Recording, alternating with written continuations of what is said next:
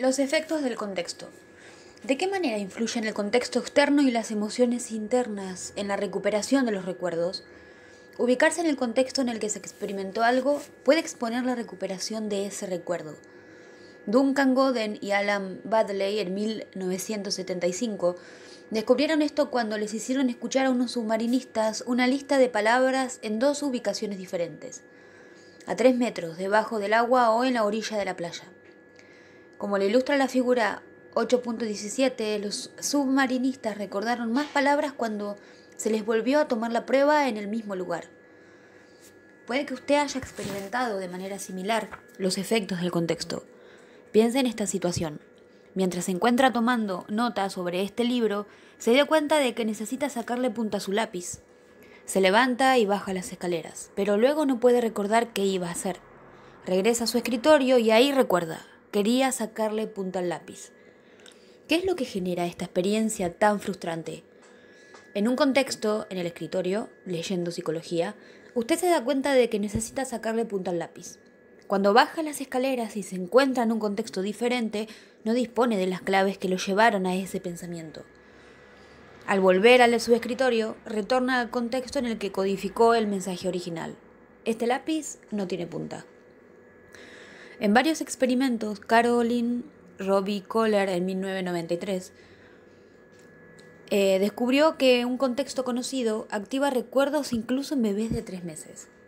Después de que los bebés aprendieron que al mover el pie, el móvil que se encontraba sobre la cuna se movía, mediante una cinta atada al tobillo, movieron el pie más veces cuando se los puso a prueba en la misma cuna y con los mismos protectores laterales, que cuando estuvieron en un contexto diferente.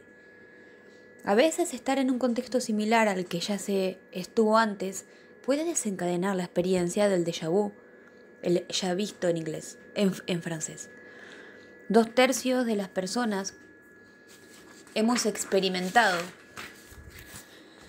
esta extraña sensación de que ya estuve en la misma situación antes, pero le ocurre con más frecuencia a adultos jóvenes bien educados e imaginativos, especialmente en condiciones de cansancio o estrés. Algunos se preguntan, ¿qué hace que me resulte conocida una situación que experimento por primera vez? Otros pueden pensar en la reencarnación. Debo haberlo experimentado en otra vida anterior.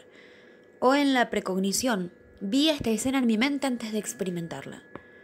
Si planteamos la pregunta de otro modo, ¿por qué me siento como si reconociera esta situación? Podemos ver cómo nuestro sistema de memoria produce el fenómeno del déjà vu. La situación actual puede estar recargada con claves que recuperen inconscientemente una experiencia previa similar. Incorporamos y retenemos enormes cantidades de información, la cual apenas registramos y cuyo origen con frecuencia olvidamos. De esta manera, si en uno de estos contextos usted ve a un extraño que se parece a uno de sus amigos y que camina como él, el parecido puede hacer surgir la extraña sensación de que lo reconocemos. Al surgir esa sombra de la experiencia anterior puede pensar, he visto a esta persona en esta situación antes. O tal vez como sugiere James Lampinen en el 2002. Una situación parece conocida cuando es similar en parte a acontecimientos diversos. Imagine que se encuentra un rato con mi padre, mis hermanos, mi hermana, mis hijos, y al cabo de unas pocas semanas se encuentra conmigo. Quizá pensaría, he estado con este individuo antes. Aunque ningún miembro de mi familia se parece a mí o actúa como yo, por suerte para ellos, todos tienen algo de mí, y se podría formar un conjunto global con la experiencia previa que usted ha tenido. Otra teoría, entre las más de 50 que se han propuesto, atribuye el fenómeno del déjà vu a nuestra capacidad de procesamiento doble. Cabe recordar que estructuramos nuestras percepciones en base al procesamiento de información que ocurre simultáneamente por múltiples vías. Si ocurre un leve intervalo neuronal y la señal en una de las vías se retrasa, puede percibirse como una repetición de la señal anterior, lo que crea la ilusión de que estamos volviendo a experimentar una situación. ¿Tuvo alguna vez una extraña sensación de déjà vu? No déjà vu, vu-jadé. Es la sensación diferente de que en algún modo algo acaba de suceder que nunca ha sucedido antes. Nada parece conocido, y de repente el sentimiento se fue. Bujadé, George Carlin. Los estados de ánimo y los recuerdos. Las palabras, los acontecimientos y los contextos asociados son las únicas claves para la recuperación. Los sucesos del pasado pueden haber despertado una emoción específica que más tarde nos conduce al recuerdo de otros acontecimientos asociados. El psicólogo cognitivo Gordon Bower, en 1983, lo explicó así.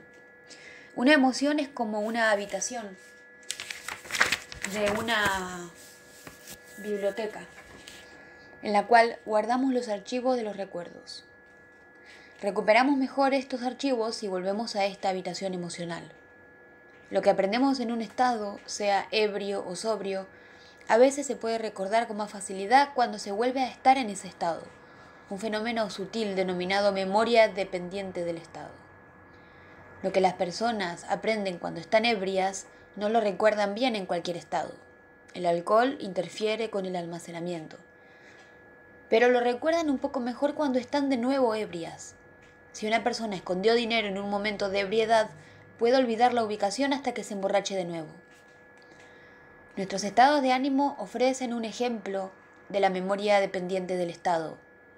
Las emociones que acompañan los acontecimientos buenos o malos se convierten en claves para la recuperación de recuerdos. Por eso en cierto modo, nuestros recuerdos son congruentes con el estado de ánimo. Si ha tenido una mala tarde, su cita lo dejó plantado, la gorra de su equipo favorito desapareció, la televisión se descompuso 10 minutos antes del final de una historia de misterio, su estado de ánimo pesaroso facilita el recuerdo de otros momentos difíciles. Cuando estamos deprimidos, nuestros recuerdos se vuelven más amargos porque remiten a las asociaciones negativas que luego utilizamos para explicar nuestro estado de ánimo actual.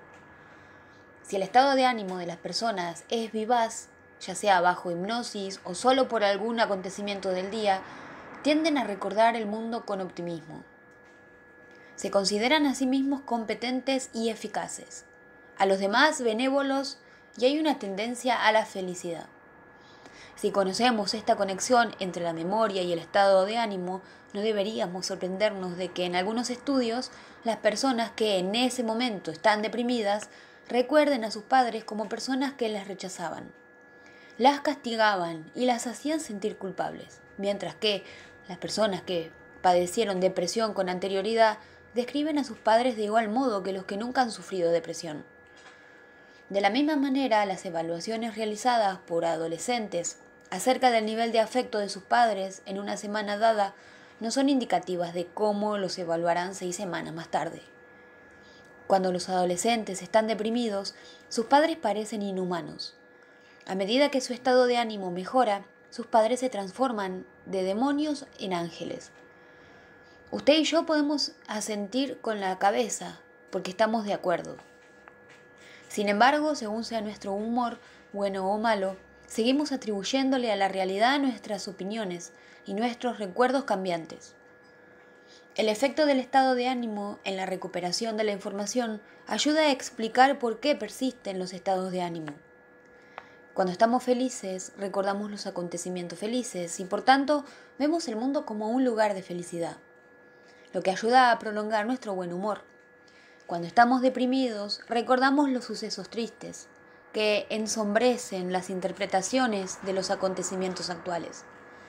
Para quienes presentan una predisposición a la depresión, este proceso favorece un círculo vicioso y oscuro. Cuando tenían un sentimiento, pensaron que nunca desaparecería.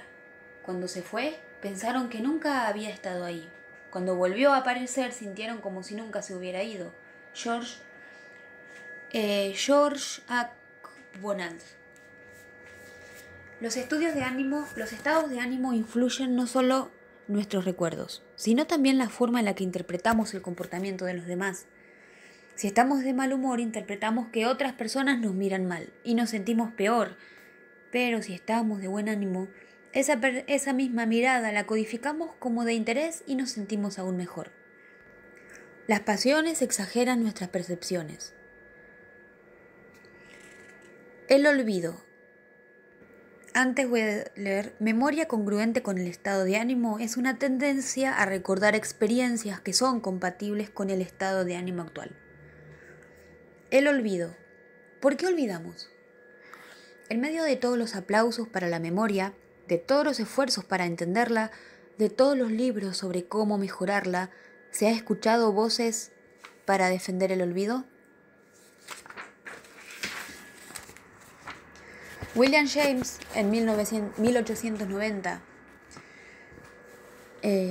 fue una de estas voces.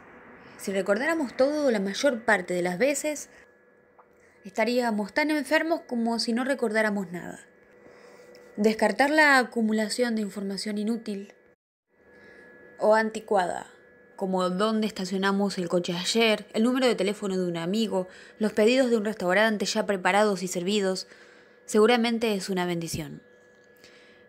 Ese, el paciente ruso de excelente memoria, de quien hablábamos al comienzo del capítulo, sufrió el acoso a la gran cantidad de recuerdos inservibles que dominaban su conciencia. Llegó a presentar dificultades con el pensamiento abstracto, o sea, la generalización, la organización y la evaluación de los conceptos.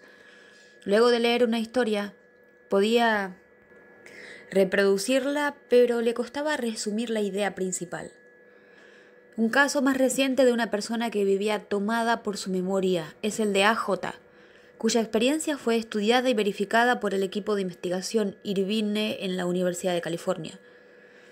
AJ, quien se identificó como Jill Price, describe su memoria como una película que nunca se detiene.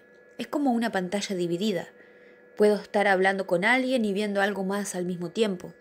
Cuando veo una fecha en la televisión o en cualquier otro lado, automáticamente vuelvo a ese día y recuerdo dónde estaba, lo que estaba haciendo, qué día de la semana cayó y muchos otros detalles.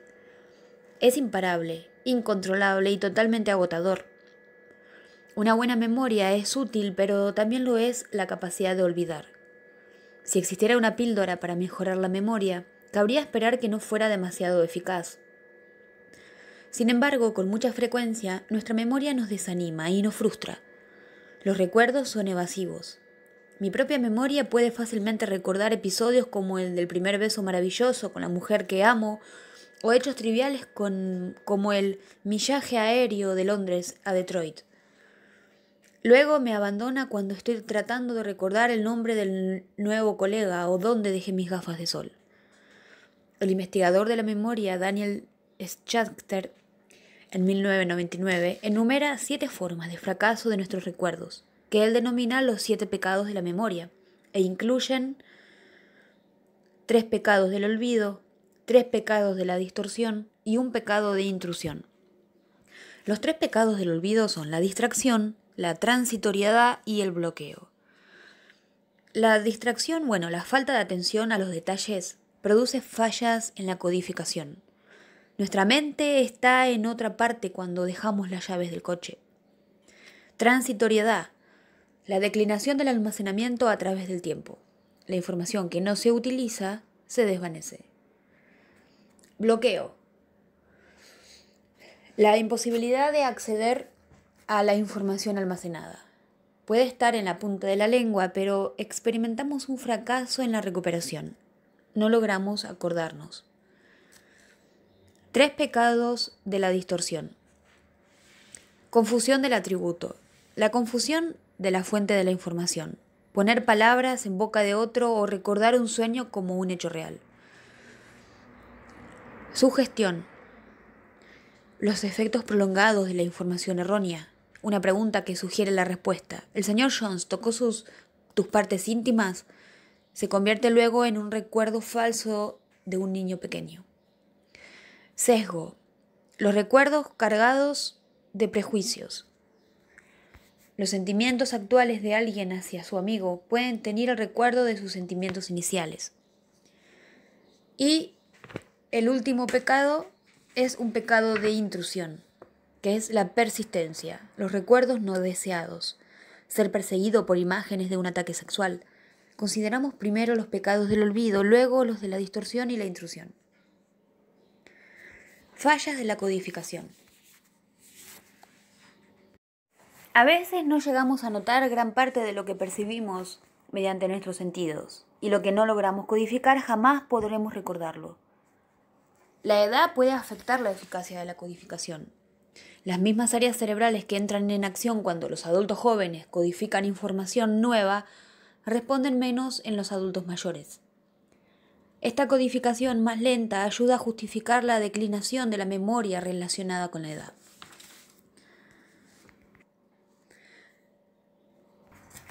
Pero no importa cuán jóvenes seamos, nuestra atención es selectiva en cuanto a algunas de las infinitas percepciones y sonidos que nos bombardean continuamente.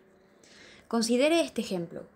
Si usted vive en América del Norte, Gran Bretaña o Australia, ha mirado miles de centavos o peniques durante toda su vida. Con seguridad puede recordar su color y su tamaño, pero ¿puede recordar cómo es el lado que tiene la cara? En caso de que no sea así, vamos a facilitar esto con un test de memoria. Si usted está familiarizado con las monedas estadounidenses, ¿puede reconocer cuál es la verdadera en la figura 8.19? La mayoría de las personas no pueden hacerlo. De las 8 características fundamentales, la cabeza de Lincoln, la fecha, la leyenda, In God We Trust, etc. Una persona promedio recuerda espontáneamente solo 3. Del mismo modo, pocos británicos pueden recuperar de su memoria una moneda de un penique. Los detalles de la moneda de un penique no son muy significativos y pocos de nosotros hemos hecho un esfuerzo de codificarlos. Como ya dijimos, codificamos parte de la información. ¿Dónde cenamos ayer? De manera automática. Otras clases de información, como los conceptos de este capítulo, requieren un procesamiento intencionado. Sin esfuerzo, muchos recuerdos nunca se forman. El deterioro del almacenamiento. Aún luego de una codificación correcta, puede ocurrir que más tarde lo olvidemos. Para estudiar la durabilidad de nuestros recuerdos almacenados, Ebbinghaus memorizó más listas de sílabas sin sentido y luego evaluó qué cantidad recordaba cuando volvía sobre cada lista. Luego de 20 minutos y hasta 30 días después. El resultado, confirmado por estudios posteriores, fue su famosa curva del olvido.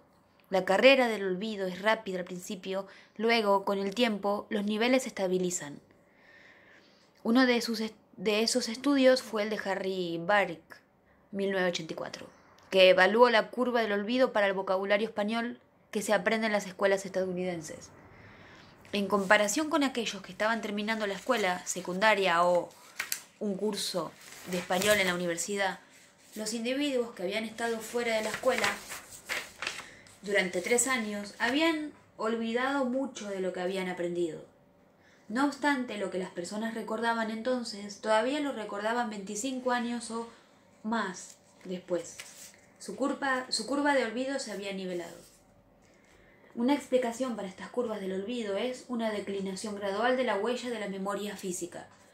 Los neurocientíficos cognitivos están cada vez más cerca de resolver el misterio del almacenamiento físico de la memoria, al tiempo que incrementan nuestra comprensión de la forma en la que puede declinar el almacenamiento de los recuerdos.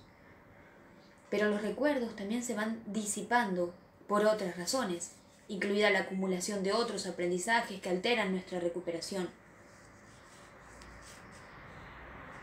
Entonces, la curva del olvido de Ebbinghaus después de haber aprendido listas de sílabas carentes de sentido, Ebbinghaus estudió cuánto había retenido 30 días después.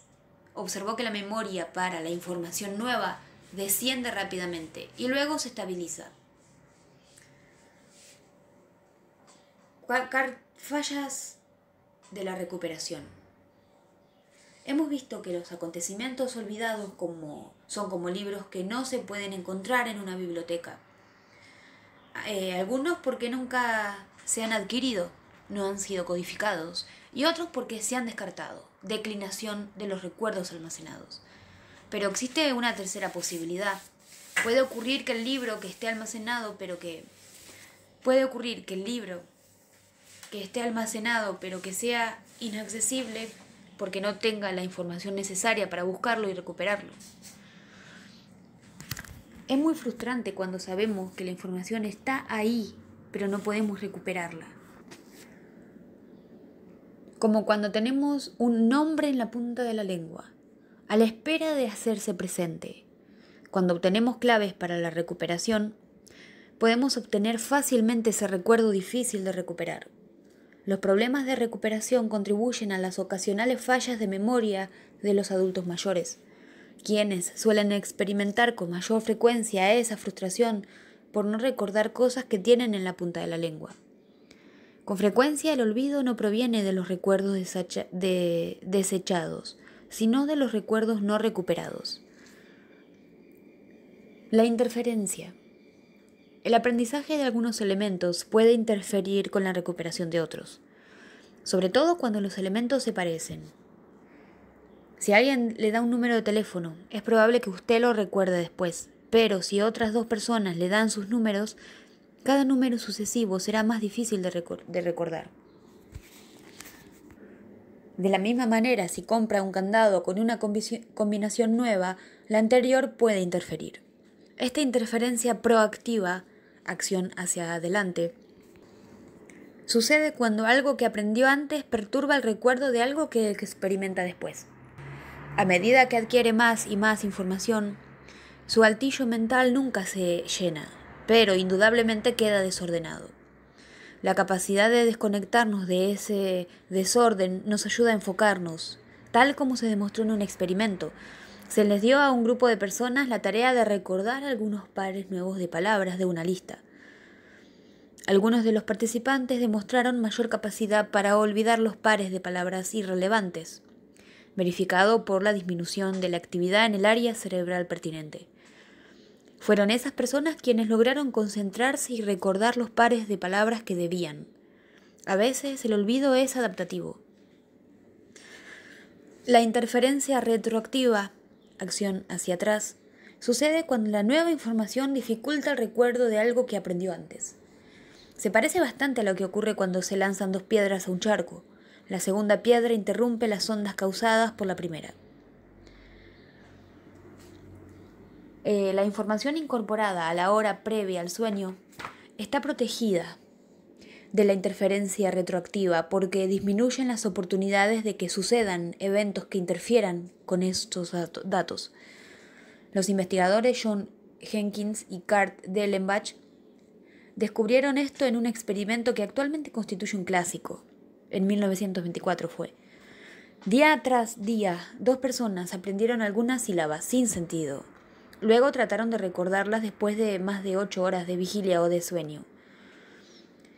El olvido se produce más rápidamente después de permanecer despierto y realizar otras actividades.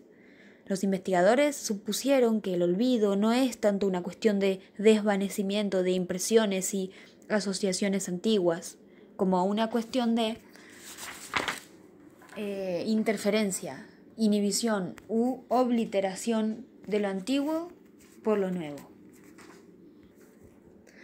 Los expertos posteriores han confirmado los beneficios del sueño y probaron que la hora previa al sueño es un buen momento para memorizar información. No ocurre lo mismo durante los segundos previos al sueño. La información incorporada en este momento no suele recordarse. Tampoco se recuerda la información reproducida durante el sueño mediante una grabación, aunque los oídos lo registran. La interferencia es una causa importante del olvido y puede explicar por qué los anuncios que aparecen cuando miramos programas de televisión violentos o con temas sexuales son tan olvidables. Pero no deberíamos exagerar esto. A veces la información antigua puede facilitar nuestro aprendizaje de la información nueva. Los conocimientos de latín pueden ayudarnos a aprender francés. Un fenómeno denominado transferencia positiva es cuando la información anterior y la nueva compiten entre sí, que tiene lugar la interferencia. El olvido motivado. Con frecuencia recordar nuestro pasado implica revisarlo. Hace años ocurrió que el enorme tarro de galletas de nuestra cocina estaba repleto de galletas de chocolate recién hechas, y había más que se estaban enfriando en una rejilla sobre la mesada. 24 horas después no quedaba ni una miga. ¿Quién se las había llevado? Durante ese tiempo, mi esposa, nuestros 3 hijos y yo éramos los únicos que vivíamos en la casa. Por eso, mientras los recuerdos estaban todavía frescos, realicé una pequeña prueba de memoria. Andy reconoció que había engullido unas 20 galletas. Peter admitió que había comido 15. Laura calculaba que había llenado con 15 galletas su por entonces cuerpo de 6 años. Mi esposa, Carol, recordaba que había comido 6 y yo recordaba que había consumido 15 y llevado a mi oficina 18 más. En total reconocimos tímidamente la responsabilidad de 89 galletas, pero todavía no habíamos llegado a la cantidad original que eran de 160. Esto no hubiera sorprendido a Michael Ross y a sus colaboradores, 1981, quienes probaron una y otra vez que las personas retocan sus propias historias sin darse cuenta. Un grupo de personas al que se aleccionó acerca de las ventajas del cepillado de dientes frecuente, recordó, más que otras, que se habían cepillado los dientes varias veces por día en las 2 semanas anteriores. Incluso Ralph Haber, el investigador de la memoria que comprobó que las personas recordaban 2.500 rostros y lugares, y cuya sorprendente demostración mencionamos previamente, descubrió que su propia memoria es a veces poco confiable. En una ocasión, descubrió que sus recuerdos habían sido distorsionados por su motivación de percibirse como el muchacho que había abandonado su hogar valientemente a pesar del amor de su madre, que deseaba retenerlo cerca de ella. De esta manera, él recordaba haber elegido dejar la Universidad de Michigan para cursar en Stanford. En sus recuerdos saltó de alegría cuando recibió la admisión de Stanford y se preparó con entusiasmo para viajar al oeste. 25 años más tarde visitó Michigan cuando su madre cumplió 80 años. Al releer las cartas que él le había enviado durante años, se sorprendió al leerse explicando las razones de su decisión de permanecer en Michigan, hasta que finalmente cedió a los ruegos apasionados de su madre de aceptar la oferta en Stanford. A veces, al recordar esta historia, Carol Travis y Elliot Aronson, 2007, declaran que la memoria es un historiador egoísta y poco confiable. ¿Por qué nos falla la memoria? ¿Por qué mi familia y yo no recordamos la cantidad real de galletas que comió cada uno? Como nos recuerda la figura 8.25, codificamos automáticamente la información sensitiva con gran detalle. Entonces, ¿se trata de un problema de codificación o de almacenamiento? ¿Era posible que nuestro recuerdo de las galletas, al igual que el de Ebbinghaus sobre las sílabas sin sentido, hubiera desaparecido casi tan rápido como las galletas mismas? ¿O podría ser que la información todavía estuviera intacta, pero irrecuperable, porque nos avergonzaría recordarla? Sigmund Freud podría haber replicado que nuestros sistemas de memoria autocensuraron esta información. Él propuso que reprimimos los recuerdos dolorosos para proteger el concepto que tenemos de nosotros mismos y minimizar la ansiedad. Pero el recuerdo sumergido sobrevive, según creía Freud, esperando a ser recuperado mediante una clave posterior o durante un tratamiento. Un caso descrito era el de la mujer que sentía un miedo intenso e inexplicable al agua corriente. Un día, su tía susurró estas palabras: «Nunca se lo he dicho a nadie». Como una vela apagada que vuelve a encenderse, estas palabras le dieron la clave para recordar un incidente en el que, cuando era una niña, había desobedecido. Se había alejado de un picnic familiar y quedó atrapada debajo de una catarata, hasta que su tía la rescató y le prometió no contárselo a sus padres. La represión fue un tema central en la psicología de Freud y se convirtió en una parte del aprendizaje de la memoria. Del aprendizaje de la psicología, La mayoría de las personas, incluso 9 de cada 10 estudiantes universitarios, cree que los recuerdos de las experiencias dolorosas a veces son compujados al inconsciente.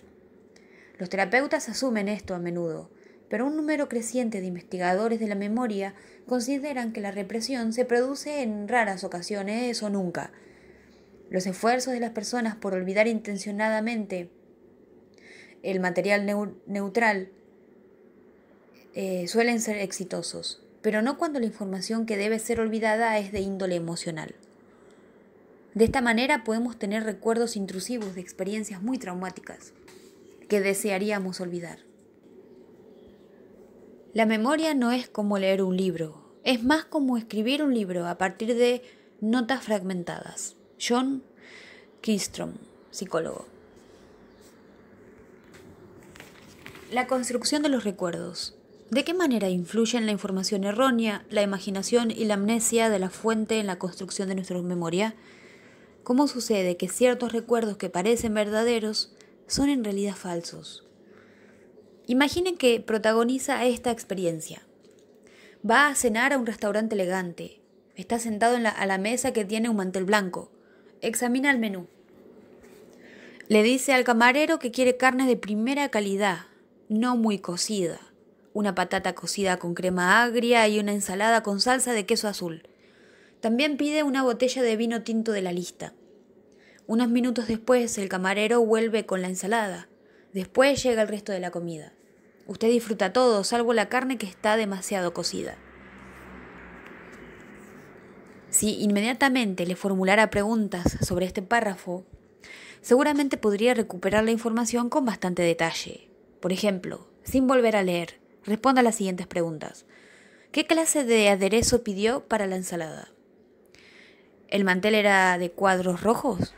¿Qué pidió para beber? ¿El camarero le dio un menú?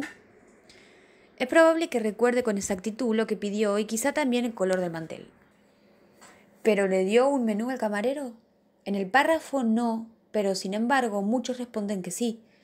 A menudo construimos nuestros recuerdos como los codificamos, y también podemos alterar nuestros recuerdos a medida que los retiramos de nuestro banco de memoria. Al igual que un científico que infiere el aspecto de un dinosaurio a partir de sus restos, nosotros inferimos nuestro pasado a partir de la información almacenada, más lo que luego imaginamos, esperamos, vimos y oímos. No solo recuperamos los recuerdos, sino que los volvemos a urdir, explica Daniel Gilbert. La información adquirida luego de un evento altera el recuerdo de ese evento. Los efectos de la información errónea y la imaginación. En más de 200 experimentos en los que participaron más de 20.000 personas, Elizabeth Loftus ha demostrado cómo los testigos oculares reconstruyen del mismo modo sus recuerdos al ser interrogados. En un experimento clásico realizado junto con John Palmer, Loftus les exhibió a las personas una película de un accidente de tránsito y luego les preguntó qué habían visto. A quienes se les preguntó a qué velocidad iban los coches cuando se estrellaron, estimaron una velocidad mucho mayor que aquellos a los que se les preguntó a qué velocidad iban los coches cuando chocaron. Una semana después, los investigadores les preguntaron a los participantes de ambos grupos si recordaban haber visto algún cristal roto. Comparados con los interrogados con la palabra chocaron, aquellos a los que se les preguntaron con la palabra estrellaron tuvieron el doble de posibilidades de contestar, el doble de probabilidades de contestar que habían visto cristales rotos. En realidad, en la película no aparecían cristales rotos. En muchos experimentos de seguimiento realizados en todo el mundo, los participantes han sido testigos de un acontecimiento. Se les ha dado información engañosa acerca de él o no, y luego han recibido una prueba de memoria. El resultado repetido es un efecto de la información errónea. Después de haber sido expuestas a informaciones sutiles equivocadas, muchas personas recuerdan erróneamente. Se acordaban mal de una señal de ceda al paso, como una señal de pare, martillos por destornilladores, latas de Coca-Cola por latas de cacahuates, la revista Vogue por Mademoiselle, Dr. Henderson como Dr. Davidson, los cereales del desayuno por huevos y un hombre bien afeitado por uno con bigote. En un experimento se le mostró a un grupo de personas fotografías retocadas digitalmente, imágenes pegadas tomadas de un álbum familiar, de ellos mismos volando en un globo aerostático. Luego de ver esas fotos 3 veces durante 2 semanas, La mitad de los participantes recordaron la experiencia ficticia, a menudo con gran riqueza de detalles. La mente humana posee un software de retocamiento de fotos incorporado. Tan involuntario es el efecto de la información errónea que más tarde nos resulta prácticamente imposible discriminar entre los recuerdos de los sucesos reales y los sugeridos. Tal vez al relatar una experiencia complete los vacíos de la memoria con suposiciones y conjeturas verosímiles. Todos lo hacemos y después de repetir muchas veces la historia, a menudo recordamos los detalles supuestos, que ahora han sido absorbidos en nuestros recuerdos, como si realmente los hubieran observado. Las historias vívidas que otras personas vuelven a relatar sobre un acontecimiento también pueden incluir recuerdos falsos. Imaginar de manera repetida las acciones y los sucesos inexistentes puede crear recuerdos falsos. Los estudiantes que imaginaron muchas veces actos simples como romper un mondadientes o levantar una abrochadora luego experimentaron esta inflación de la imaginación. Estaban más propensos a pensar que en realidad habían hecho esas cosas durante la primera fase del experimento. De la misma manera, 1 de cada 4 estudiantes estadounidenses y británicos a quienes se les pidió que imaginaran determinados acontecimientos infantiles, como romper una ventana con la mano o la extracción de una muestra de piel de un dedo de la mano, recordaron más tarde el evento imaginado como algo que realmente había ocurrido.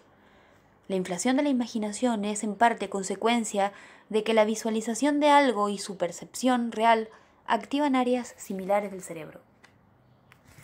Los acontecimientos imaginados después parecen más conocidos y las cosas conocidas parecen más reales. Por lo tanto, cuanto más vívidamente podamos imaginar cosas, mayor probabilidad tenemos de inflar lo imaginado de recuerdos. Imaginado en recuerdos. Las personas que creen que han sido raptadas por extraterrestres para exámenes médicos en naves espaciales son propensos a tener una imaginación poderosa y en las pruebas de memoria tienden a ser más susceptibles a los recuerdos falsos.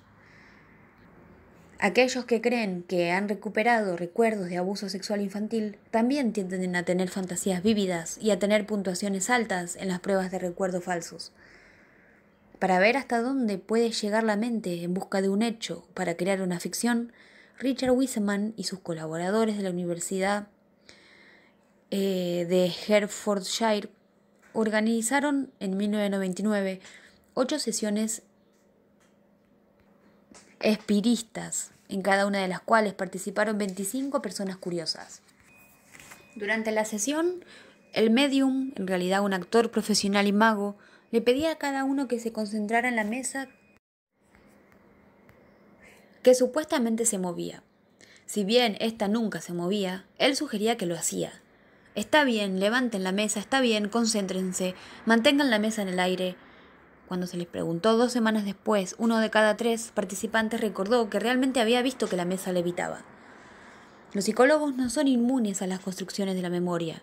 El famoso psicólogo infantil Jean Piaget se sorprendió cuando supo de adulto que un recuerdo vívido y detallado de su niñez, que su niñera había frustrado su secuestro, era completamente falso.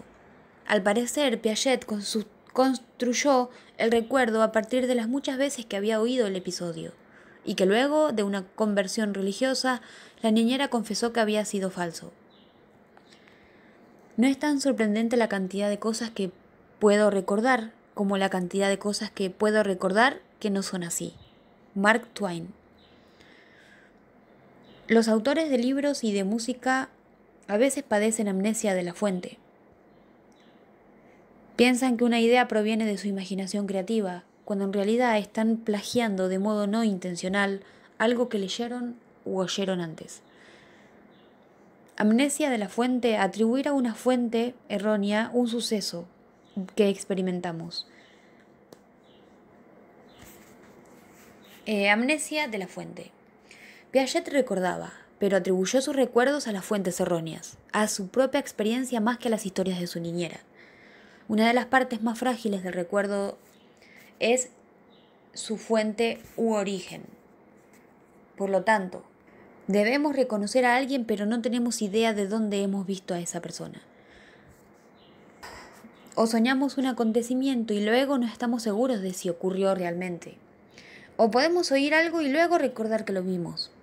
En todos estos casos de amnesia de la fuente, también denominada atribución errónea de la fuente, retenemos el recuerdo del acontecimiento, pero no el contexto en el que lo adquirimos. Deborah Poole y Steven Lindner reprodujeron la amnesia de la fuente en un grupo de niños preescolares.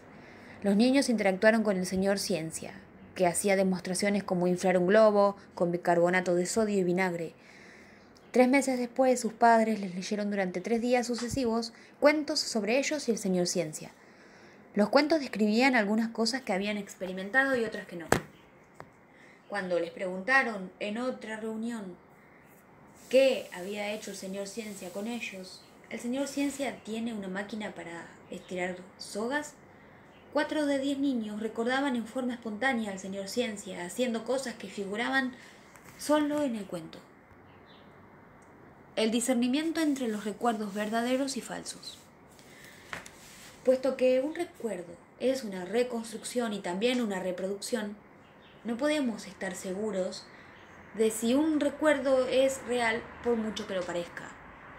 Así como muchas ilusiones perceptivas pueden parecer reales, también los recuerdos falsos pueden parecer recuerdos reales. De hecho, según los investigadores actuales, los recuerdos son semejantes a las percepciones del pasado.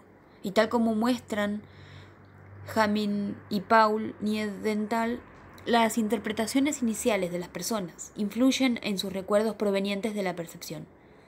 Invitaron a estudiantes de la Universidad de Nueva Zelanda a ver caras transformadas en el ordenador, que expresaban una mezcla de emociones como felicidad y enojo.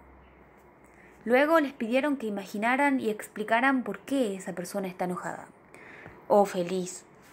Media hora después, los participantes vieron un video en el ordenador que mostraba un rostro que pasaba de una expresión de enojo a otra sonriente.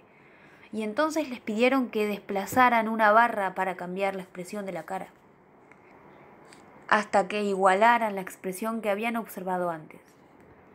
Los participantes que habían explicado el enojo, esta mujer está enojada porque su mejor amiga la ha engañado con su novio, recordaron la cara que expresaba más enojo que lo hicieron aquellos que habían explicado la felicidad. Esta mujer está muy feliz porque todos recordaron su cumpleaños. ¿Podemos juzgar la veracidad de un recuerdo por su persistencia? La respuesta es no.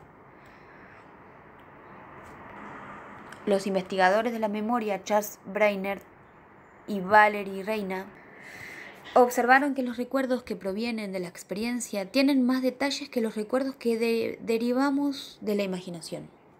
Los recuerdos de las experiencias imaginadas son más restringidos porque contienen solo la idea esencial del acontecimiento supuesto, es decir, los significados y los sentimientos con que los asociamos.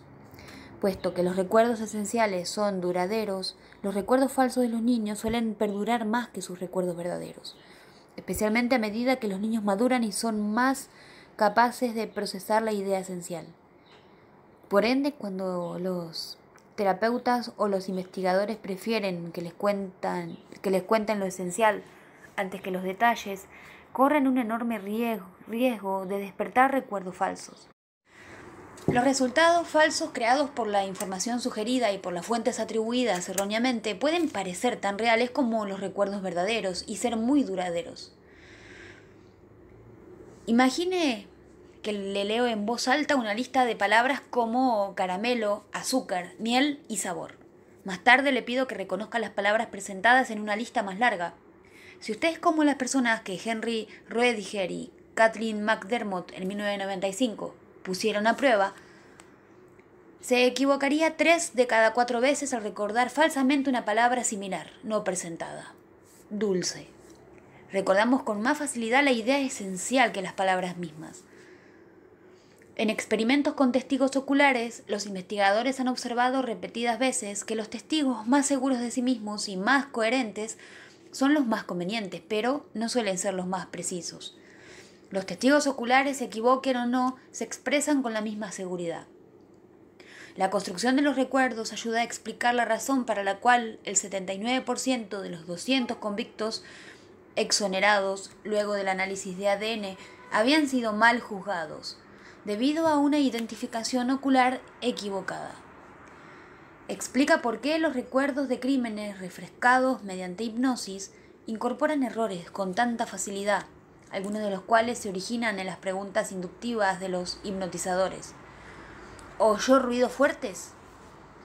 Esto explica también por qué las parejas que salen y se enamoran sobreestiman sus primeras impresiones mutuas. Fue amor a primera vista, mientras que los que se separan subestiman su atracción inicial. En realidad, nunca estuvimos enamorados.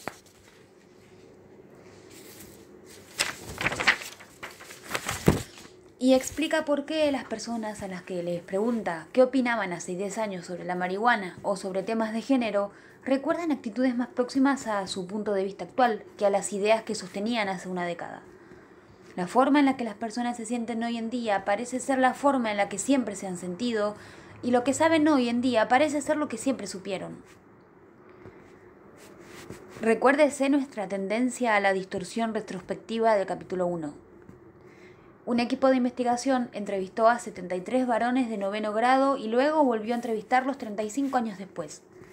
Cuando se les pidió que recordaran cómo habían informado sus actitudes, actividades y experiencias, la mayoría de los hombres recordaron afirmaciones que coincidían con sus respuestas anteriores, reales, en un promedio que no superaba la casualidad. Solo 1 de cada 3 recordaba haber recibido castigos físicos, aunque cuando estaban en 9º grado el 82% había respondido afirmativamente. Como dijo George Vaillant, 1977, luego de realizar un seguimiento de un grupo de adultos durante un tiempo, también es común para los gusanos volverse mariposas y luego sostener que en su juventud han sido pequeñas mariposas. La maduración nos hace mentirosos a todos. El psicólogo australiano Donald Thompson se vio perseguido por su propio trabajo de investigación sobre las distorsiones de la memoria cuando la policía intervino para interrogarlo acerca de una violación. Si bien él coincidía casi perfectamente con el recuerdo que tenía la víctima del violador, su coartada era contundente. Justo antes de que se produjera la violación, lo estaban entrevistando en directo en la televisión, de modo que no podía haber estado en el lugar del crimen. Luego se supo que la víctima había estado viendo la entrevista, en la que hablaba sobre el reconocimiento de rostros, y había experimentado el fenómeno de amnesia de la fuente, al confundir sus recuerdos de Thompson con los del violador. Después de reconocer que el efecto de la información errónea puede suceder cuando la policía y los fiscales formulan las preguntas según sus propias interpretaciones de un hecho, Ronald Fisher, Edward Gieselman y sus colaboradores prepararon a los policías que hacían entrevistas para que sus preguntas fueran menos tendenciosas y más eficaces. Para activar las claves para la recuperación, el detective primero les pidió a los testigos que visualicen la escena: el clima, la hora del día, la luz, los sonidos, los olores, las posiciones de los objetos y su estado de ánimo. Luego el testigo detalla, sin interrupción, todos los puntos que recuerda, aun cuando fueran triviales. Solo entonces el detective formula preguntas evocadoras. ¿Tenía algo de particular el aspecto o la forma de vestir de esa persona? Cuando se emplea esta técnica de interrogatorio cognitivo, la precisión de los recuerdos aumenta. El recuerdo de los niños, que han sido testigos oculares. Si los recuerdos pueden ser sinceros, pero también sinceramente erróneos, ¿podrían ser falsos los recuerdos de abuso sexual que evocan los niños? Steven Ceci, en el 93, piensa que sería realmente terrible perder de vista la perversidad del abuso sexual infantil. Sin embargo, como ya hemos visto, las personas que los entrevistan pueden formular preguntas tendenciosas que inducen recuerdos falsos. Los estudios que realizaron Ceci y Maggie Brook acerca de los recuerdos infantiles los alertaron respecto de lo influenciables que puedan ser los niños. Por ejemplo, se les pidió a niños de 3 años que señalaran en muñecas anatómicamente correctas donde los habían tocado el pediatra. El 55% de los niños que no habían tenido exámenes en los genitales señalaron las zonas genitales o anales. Y cuando los investigadores utilizaron las técnicas de interrogatorio sugestivo, observaron que la mayoría de los preescolares y otros niños mayores pueden ser inducidos a informar acontecimientos falsos, como ver un ladrón robando comida en la guardería. En otro experimento, los preescolares simplemente escucharon al pasar un comentario falso acerca de que un mago había perdido un conejo en el aula de los niños. Más tarde, al preguntarles de manera sugestiva, el 78% de los niños recordó haber visto realmente el conejo. En otro estudio, Ceci y Brooke le pidieron a un niño que escogiera una tarjeta con hechos posibles y un adulto luego se las leía. Por ejemplo, piénsalo bien y dime si esto te ha sucedido alguna vez.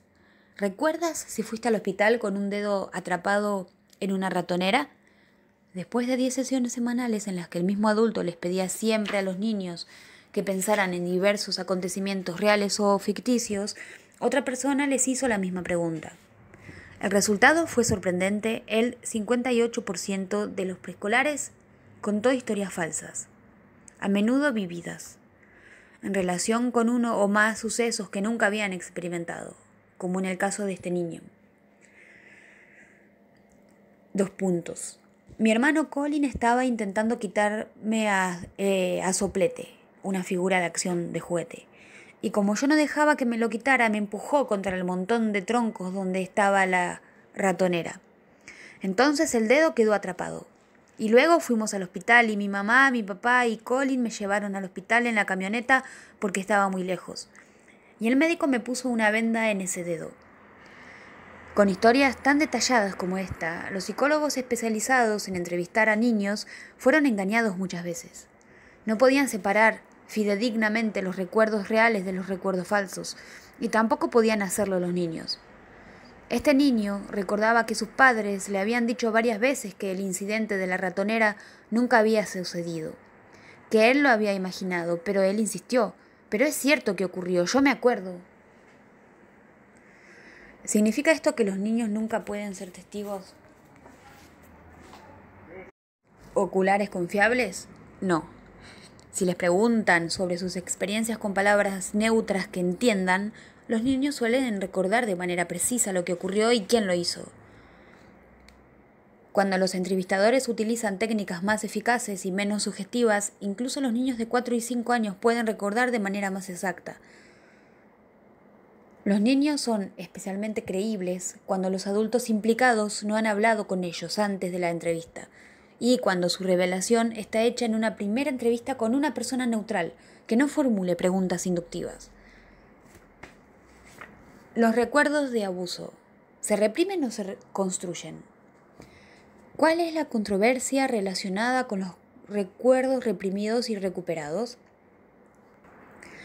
Existen 2 estrategias en relación con los recuerdos de los adultos de haber sido víctimas de abuso infantil.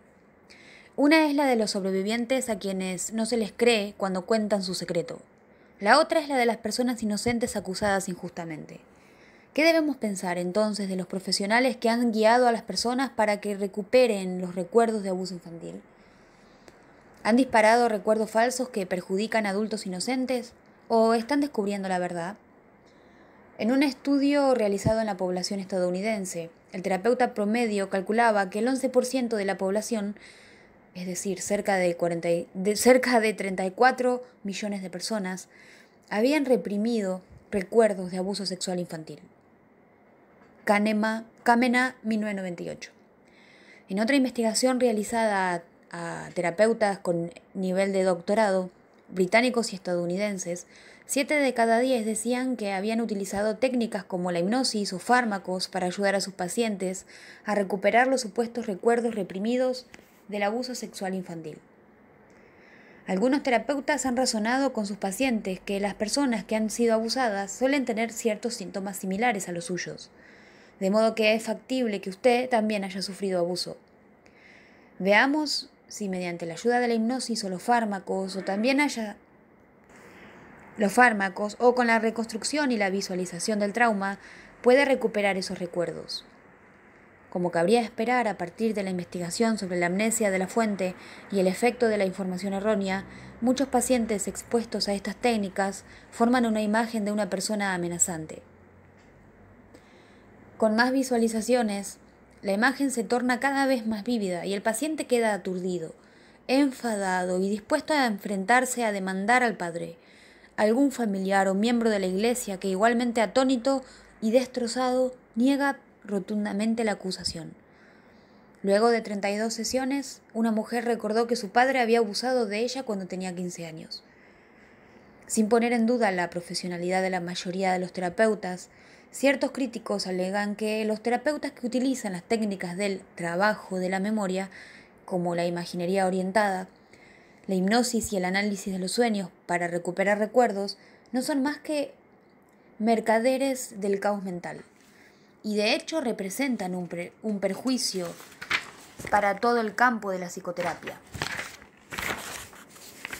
Miles de familias con padres e hijas que siempre se adoraron han sido destruidas cuando las hijas de repente comenzaron a acusar a sus padres, comentó Martin Gardner en 2006, acerca del mayor escándalo en salud mental de Norteamérica.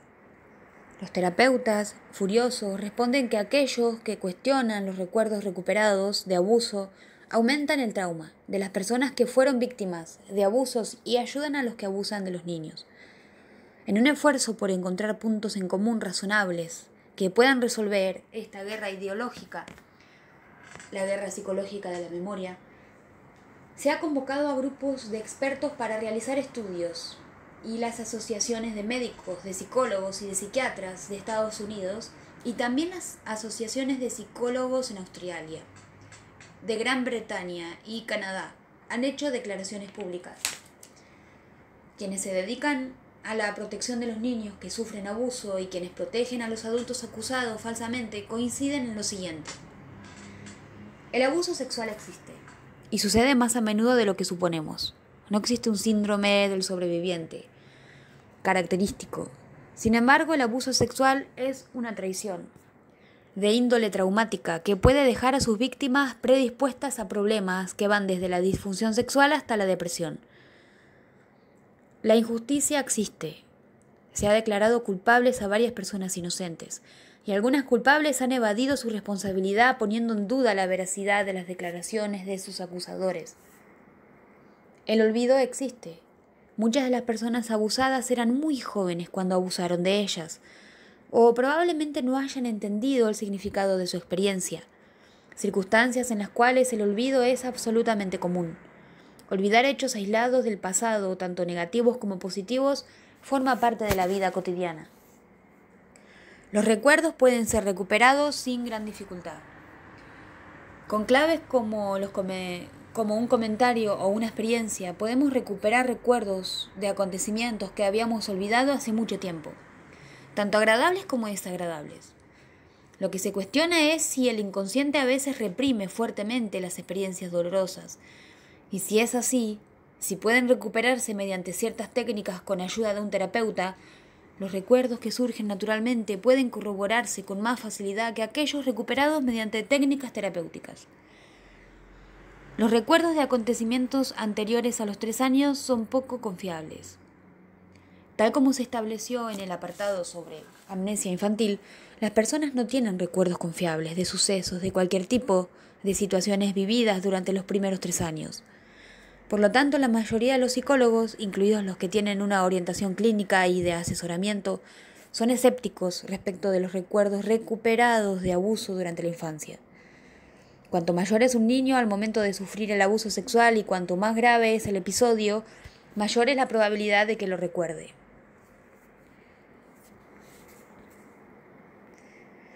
Los recuerdos recuperados mediante hipnosis o por la influencia de fármacos son especialmente poco confiables.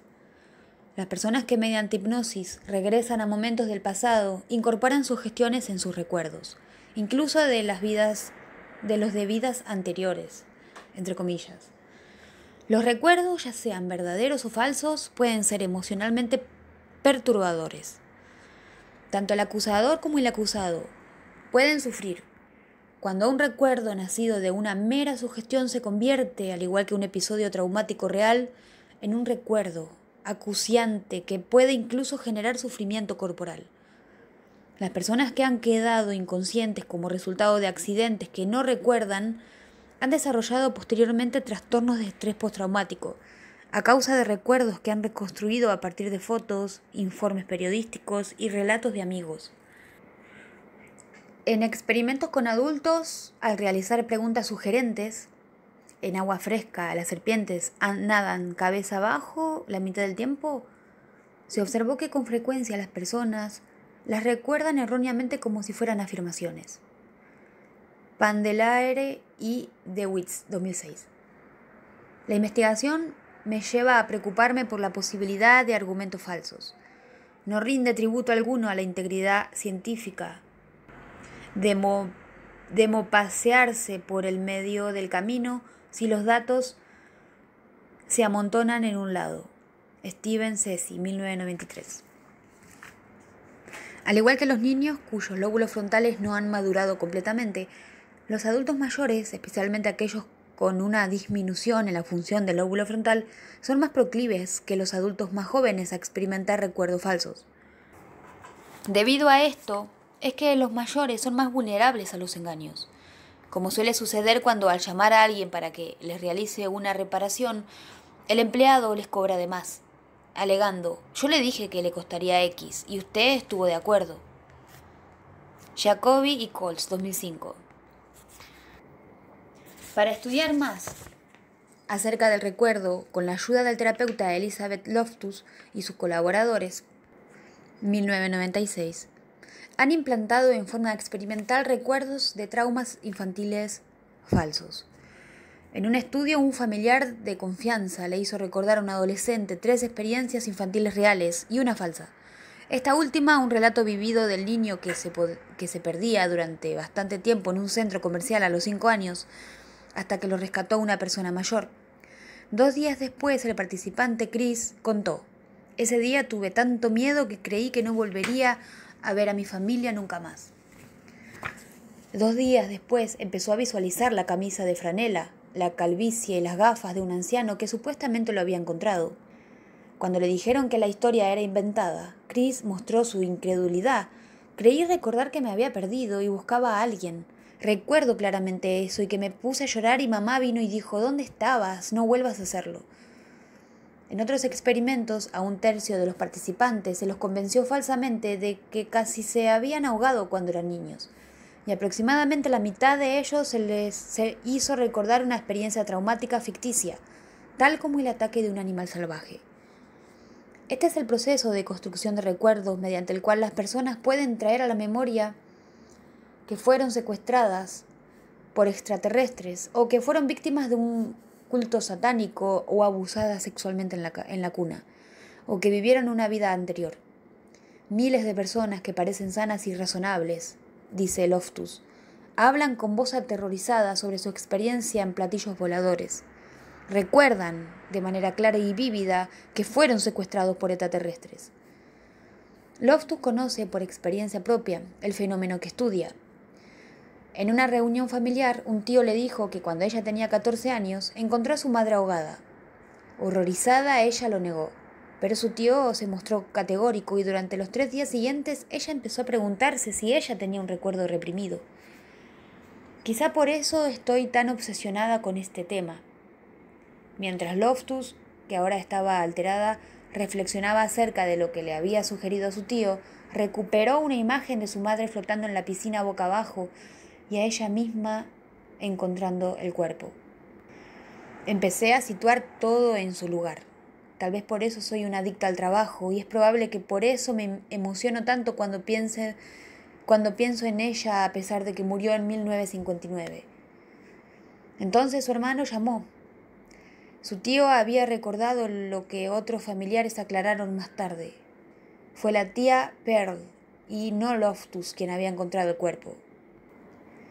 Loftus también conoce por experiencia propia la realidad del abuso sexual, ya que un hombre que la cuidaba abusó de ella cuando tenía 6 años. Ella no lo olvidó.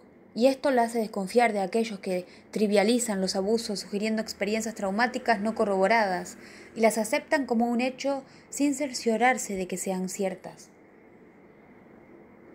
Los enemigos de las personas realmente maltratadas no son solo los depredadores y los que niegan los hechos, dice, sino los que con sus escritos y sus alegaciones conducirán a que con mayor probabilidad la sociedad en general desconfíe de los casos genuinos de abuso sexual infantil que verdaderamente necesitan nuestra atención permanente.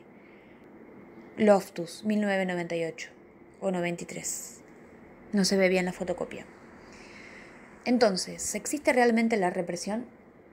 ¿O este concepto, la piedra fundamental de la teoría de Freud y también de la psicología popular, es erróneo? En el capítulo 13 retomaremos este tema tan controvertido.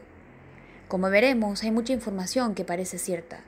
La respuesta más común a una experiencia traumática, ser testigo del asesinato de un progenitor, experimentar los horrores de un campo de concentración nazi,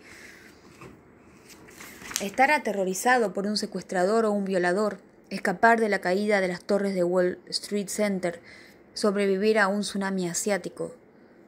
No es desterrar la experiencia almacenándola en el inconsciente.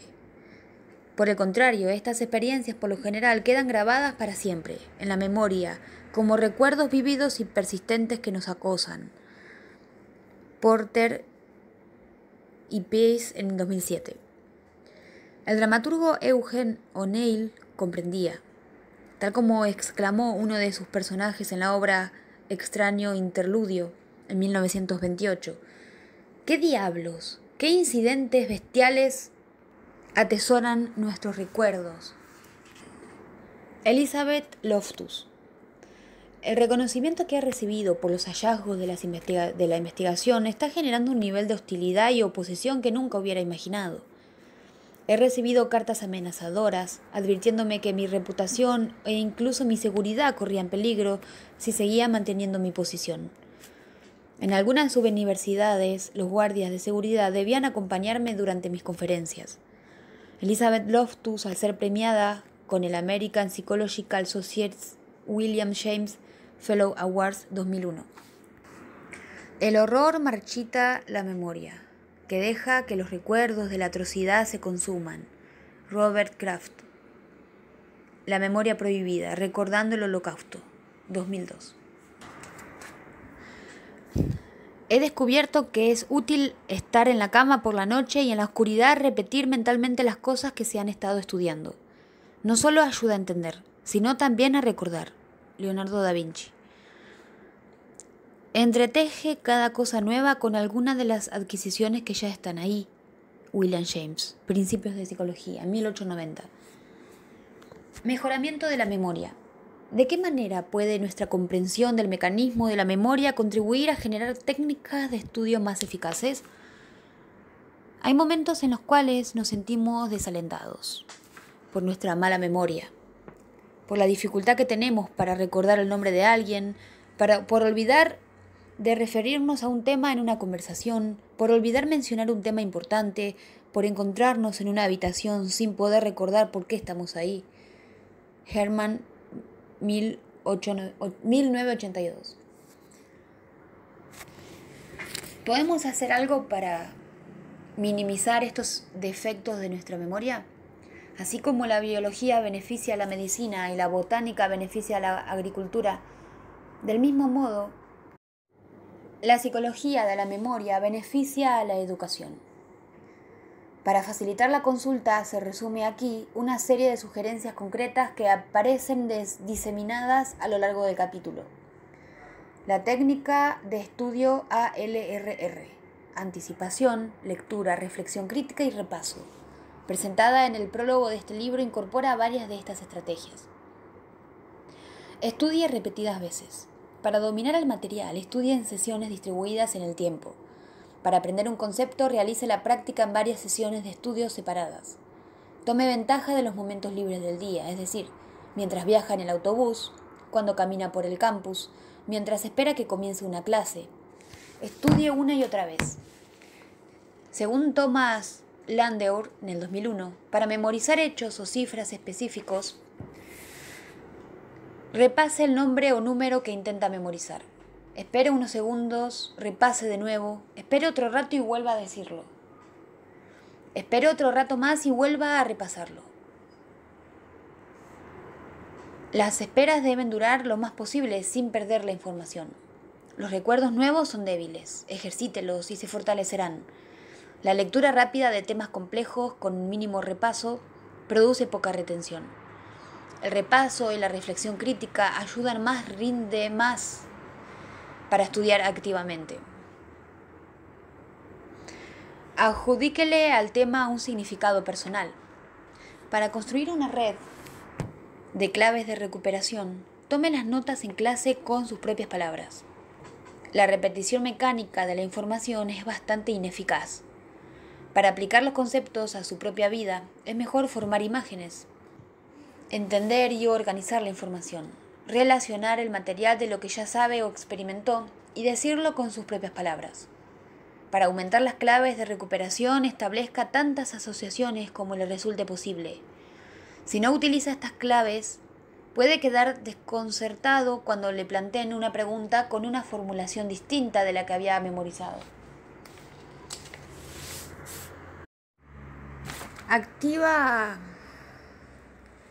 Active las claves para la recuperación. Recree mentalmente la situación y el estado de ánimo en el que se produjo el aprendizaje inicial. Regrese al mismo lugar. Estimule su memoria haciendo que un pensamiento lo conduzca a la clave siguiente. Utilice los recursos mnemotécnicos. Relacione los elementos con palabras clave. Intente una historia que incorpore imágenes vívidas de los elementos. Fragmente la información en acrónimos. Diseñe rimas con algún ritmo. Minimice la interferencia. Estudie antes de irse a dormir. Trate de separar el estudio de las asignaturas que puedan interferir entre sí, como el español y el francés. Duerma más. Durante el sueño el cerebro organiza y consolida la información, pero para la memoria a largo plazo.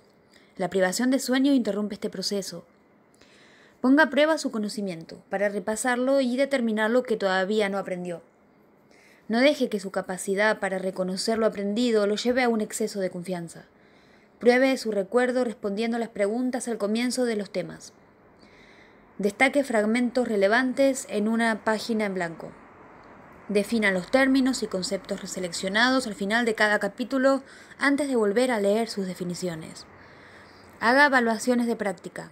Las guías de estudio que acompañan muchos textos, incluido este, son una buena fuente de este tipo de evaluaciones. El pensamiento y la memoria. La mayor parte de lo que sabemos no es el resultado de los esfuerzos para memorizar. Aprendemos porque somos curiosos y porque meditamos sobre nuestras experiencias. Pensar en forma activa cuando leemos, repasando y relacionando ideas favorece mejor la retención. Revisión del capítulo La memoria. El estudio de la memoria, modelos de procesamiento de información. ¿De qué manera describen los psicólogos el sistema de memoria humano? La memoria es la persistencia del aprendizaje a lo largo del tiempo. El modelo de memoria clásico en 3 etapas de Atkinson y Shiffrin, codificación, almacenamiento y recuperación, sugiere que 1. Registramos recuerdos sensoriales efímeros, algunos de los cuales 2. Son procesados como recuerdos a corto plazo, una pequeña fracción de los cuales 3. Se codifica en la memoria a largo plazo y posiblemente se recuperen más tarde. Los investigadores de la memoria contemporáneos han descubierto que también registramos alguna información de manera automática, salteando las primeras 2 etapas del modelo, y prefieren el concepto memoria activa, en vez de memoria a corto plazo, para enfatizar el procesamiento activo de la segunda etapa. La codificación, incorporar la información. ¿Qué información codificamos automáticamente? ¿Qué información codificamos de manera intencionada? ¿Y de qué forma influye la distribución de la práctica en la retención? El procesamiento automático ocurre inconscientemente cuando absorbemos información, espacio, tiempo, frecuencia, material bien aprendido en nuestro medio ambiente. El procesamiento intencionado de significado, imaginería, organización requiere de la atención consciente y del esfuerzo deliberado. El efecto de aprendizaje espaciado es nuestra tendencia a retener información más fácilmente si la practicamos en forma repetida. Un estudio espaciado. Que si la practicamos en una sesión larga, práctica masiva o estudio acelerado.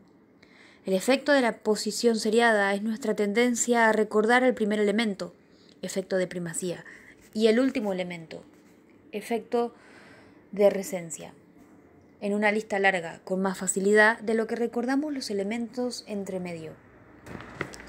¿Qué métodos de procesamiento intencionado ayudan a formar los recuerdos? La codificación visual de imágenes y la codificación acústica de sonidos permiten una codificación más superficial que la codificación semántica de significado. Procesamos mejor la información verbal cuando la convertimos en algo significativo para nosotros. Efecto de autorreferencia. La codificación de imaginería, como cuando se utilizan técnicas mnemotécnicas, también facilita la memorización, ya que las imágenes vividas son más fáciles de recordar. El fraccionamiento y la organización en jerarquías ayudan a organizar la información para una mejor recuperación. El almacenamiento, retención de la información. ¿Qué es la memoria sensorial? A medida que la información ingresa en nuestro sistema de memoria a través de los sentidos, registramos y almacenamos brevemente imágenes mediante la memoria icónica, en la que las imágenes no duran más de unas décimas de segundo. Registramos y almacenamos los sonidos a través de la memoria ecoica, en la que los ecos de los estímulos auditivos pueden durar hasta 3 o 4 segundos. ¿Cuál es la duración y la capacidad de la memoria a corto plazo y a largo plazo? En cualquier momento podemos concentrarnos y procesar aproximadamente 7 porciones de información, nueva o recuperada de nuestra memoria. Sin el repaso, la información desaparece de la memoria a corto plazo, en el término de unos segundos. Nuestra capacidad para almacenar información en forma permanente en nuestra memoria a largo plazo es básicamente ilimitada. ¿Cómo se almacenan nuestros recuerdos en el cerebro? Los investigadores estudian actualmente los cambios relacionados con la memoria que se producen dentro de las neuronas y entre ellas. La potenciación a largo plazo, o PLP, parece ser la base neuronal del aprendizaje y la memoria. El estrés genera cambios hormonales que excitan ciertas áreas cerebrales y producen recuerdos indelebles. Estamos especialmente predispuestos a recordar eventos vividos que forman recuerdos flash o destello. Disponemos de 2 sistemas de memoria, los recuerdos explícitos, declarativos, y los explícitos declarativos sobre conocimientos, hechos y experiencias generales son procesados por el hipocampo. Los recuerdos implícitos no declarativos acerca de habilidades y respuestas condicionadas son procesados en otras áreas del cerebro, incluido el cerebelo. La recuperación, extracción de la información. ¿De qué manera extraemos la información de nuestra memoria? El recuerdo es la capacidad de recuperar información sin empleo de la conciencia, como en las pruebas para completar espacios en blanco. El reconocimiento es la capacidad de identificar elementos aprendidos con anterioridad, como una prueba de opciones múltiples. El reaprendizaje es la capacidad de dominar la información almacenada previamente de manera más rápida que cuando se la aprendió por primera vez. Las claves para la recuperación captan atención y estimulan nuestra red de asociaciones, ayudándonos a transferir la información deseada a la conciencia. El priming o exposición previa es el proceso de activar asociaciones, a menudo de manera inconsciente. ¿Cómo influyen en la recuperación de recuerdos los contextos externos y las emociones internas? El contexto en el que originalmente experimentamos un evento o codificamos un pensamiento puede inundar nuestros recuerdos con claves de recuperación, guiándonos al recuerdo buscado. En un contexto diferente pero similar, esas claves pueden recuperar de manera subconsciente un recuerdo, una sensación conocida como un déjà vu. Ciertas emociones específicas pueden exponernos a recuperar recuerdos compatibles con ese estado emocional. Los recuerdos congruentes con el estado de ánimo, por ejemplo, nos incitan a interpretar las conductas de los otros de forma coherente con nuestras emociones actuales. El olvido. ¿Por qué olvidamos? Es posible que fallemos al codificar información para ingresarla en nuestro sistema de memoria. Los recuerdos pueden desvanecerse luego de ser almacenados, con rapidez al principio y luego nivelarse, una tendencia conocida como curva del olvido. Podemos experimentar una falla en la recuperación cuando una información antigua y una nueva compiten y no disponemos de claves de recuperación adecuadas, o posiblemente en determinados momentos infrecuentes, debido a un olvido motivado o a una instancia de represión. En la interferencia proactiva, algo aprendido en el pasado interfiere con nuestra capacidad para recordar algo aprendido recientemente. En la interferencia retroactiva, algo aprendido recientemente interfiere con algo aprendido en el pasado. La construcción de recuerdos. ¿De qué manera influyen en la construcción de nuestros recuerdos la información errónea, la imaginación y la amnesia de la fuente? ¿Cuán reales son los recuerdos falsos? Si sutilmente se expone a niños o adultos a informaciones erróneas luego de un evento, o si imaginan y repasan en forma repetida un evento que jamás ocurrió, pueden llegar a incorporar en su memoria detalles engañosos de lo que realmente sucedió. Cuando reconstruimos un recuerdo durante la recuperación, podemos recuperar con éxito algo que oímos, leímos o imaginamos, pero atribuirlo a la fuente equivocada. Amnesia de la fuente. Los recuerdos falsos se sienten igual que los verdaderos y duran lo mismo. Los recuerdos construidos suelen limitarse al ideal esencial de un evento. A la idea esencial. Los recuerdos construidos suelen limitarse a la idea esencial de un evento. ¿Cuál es la controversia relacionada con los recuerdos reprimidos y recuperados? Esta controversia entre los investigadores de la memoria y algunos terapeutas bien intencionados se relaciona con la cuestión de si la mayoría de los recuerdos de abuso sexual en la primera infancia se reprimen y pueden ser recuperados mediante preguntas sugerentes y o hipnosis en el marco terapéutico. Actualmente los psicólogos consideran que 1. El abuso ocurre y puede dejar cicatrices duraderas. 2. Algunas personas inocentes han sido injustamente acusadas de un abuso que jamás ocurrió, y algunos abusadores han empleado esta controversia sobre los recuerdos recuperados a su favor para evitar el castigo. 3. Olvidar acontecimientos pasados aislados, buenos o malos, es una parte común de la vida. 4. Es común recuperar recuerdos buenos o malos mediante alguna clave de memoria. 5. Merced a la amnesia infantil, la incapacidad para recordar eventos ocurridos durante los primeros 3 años de vida, la recuperación de recuerdos de la primera infancia es improbable. 6. Los recuerdos obtenidos bajo la influencia de hipnosis, fármacos o psicoterapia son poco confiables. Y 7. Tanto los recuerdos reales como los falsos pueden causar estrés y sufrimiento. Mejoramiento de la memoria. ¿De qué manera puede la comprensión de la memoria contribuir a diseñar técnicas de estudio más eficaces? La investigación de la memoria sugiere estrategias concretas para mejorar su desempeño, que incluyen estudiar en forma repetida, otorgarle significación personal a la información, activar claves de recuperación, utilizar recursos mnemotécnicos, minimizar la interferencia, dormir suficientes horas y realizar autoevaluaciones.